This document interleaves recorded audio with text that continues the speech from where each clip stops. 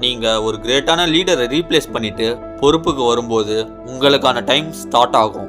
நீங்கள் இந்த விஷயத்த மாற்றலைன்னா மக்கள் உங்களை மறந்துடுவாங்க. இது 48 laws of powerல இருக்க law 41. Avoid stepping into a great man's shoes.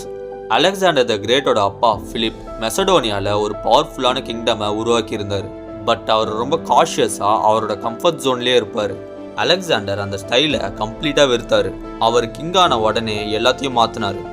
Alexander பெர்ஷியாவை நோக்கி போயிட்டு இருக்கும்போது கார்டியன் நாட்ன்ற ஒரு ஃபேமஸான விஷயத்த பார்த்தாரு. அது என்னன்னா, அந்த முடிச்சு அவிழ்க்கிறவங்க மொத்த ஏஷியாவையும் ரூல் பண்ணுவாங்கன்ற ஒரு நம்பிக்கை.